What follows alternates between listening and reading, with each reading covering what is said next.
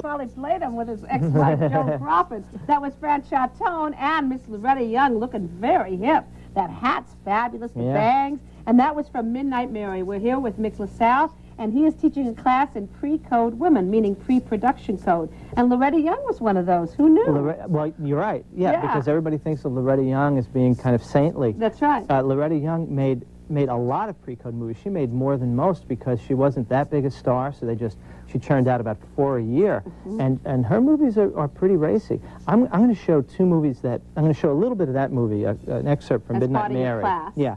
But I'm also going to show two movies that you can't ever see. I'm going to show a movie called Born to be Bad from 20th Century Studio, which she's pretty bad.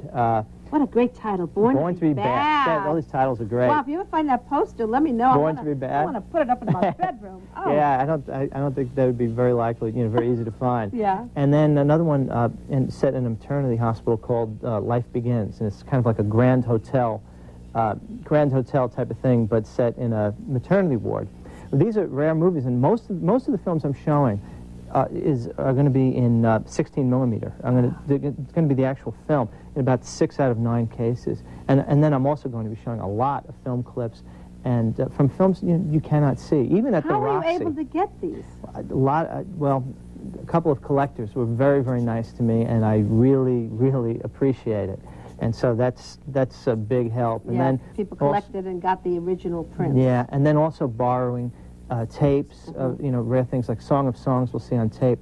But with a video projector, you'll be surprised. I mean, the clarity is amazing. And so, Loretta Young's a mind blower. I'm reading a book right now called An Affair to Remember. It's a wonderful book, folks. It's about Tracy and Hepburn. Yes. Brand new book. And in it, they talk about this affair that Tracy had with Loretta Young, this hot and heavy affair. I mean, this was a hot, and we all know about Call of the Wild and Clark Gable, and maybe possibly their love child. Probably, yeah. And so, what is it with Loretta Young? There's all these hidden, embers burning. Yeah, well, Loretta Young, like a lot of actresses in the 30s, Loretta Young had to, in some way, turn over a new leaf on screen. And for some people it was fatal. I mean, I think it was fatal for Shearer. I think it would have been fatal for Harlow if she didn't die. Yeah. Loretta Young went into a new mode. Stanwyck was able to do something of the Stanwyck type character, but still she never made another movie like Midnight Mary. Not Midnight Mary, Babyface. Right, where she was climbing her way up. Yeah, I mean, never made another, Night Nurse. These really hard-edged films. A lot of the men suffered too. I mean, Cagney is never better than in those early 30s movies. Well, let's go to a clip of Loretta Young now. Midnight Mary. We just saw a little tiny bit of it with that fabulous outfit she had on. Who was Midnight Mary in this film? She's Mary. Loretta Young is Mary. Okay. Yeah. And who is that? She's a gangster's Wahl. Ah. Oh, I love that. Okay. Let's take a look at a moment from one of the movies Mick LaSalle will be showing in his class. It's called Midnight Mary. What's the matter, buddy? Don't tell me you're getting refined. I got some news for you.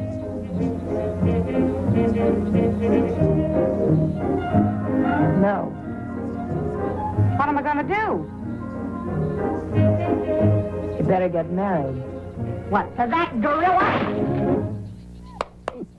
I love that. Yeah. And that was Una Merkel, who is famous, of course, with Dietrich in Destry Rides Again. They did that big, famous cat fight. That's right, yeah. But she's a marvelous actress, and she often played the wisecracking dame, best friend. Yes, she was great. Yeah.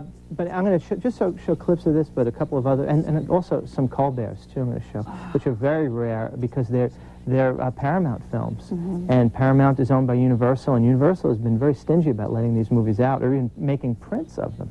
And that's why every time you see a festival that's at the Roxy or the Castro, almost always there'll be Warner's or MGM or maybe a little bit of RKO, and that's because Turner owns those, and Turner has been great about making prints and sending them out. Now, I think Universal may be about to turn over a new leaf. I hope so. I hope so, yeah. But it hasn't happened quite yet. Now, that scene we just saw where Young says, what is it? And then Merkel obviously says, I'm pregnant and you have to be married. Yeah. Would that have been allowed after the code? No way. Probably not, and not in the way it was done, where it's funny. It's not a tragic thing. Yeah, that it's funny. That's the difference, is the intent. And I think she does have the baby later on, and they're not married, and it's not considered a tragedy. Mary Stevens, M.D., we saw a clip of it, last time, where Kay Francis just says, I'm going to have a baby, and she's not married. And in fact, the guy that she's having the baby with is married. So, you get things like that in these films with, no great punishment, just life. It's just people. It's just people behaving like people. Right, but so entertaining. And let's tell people how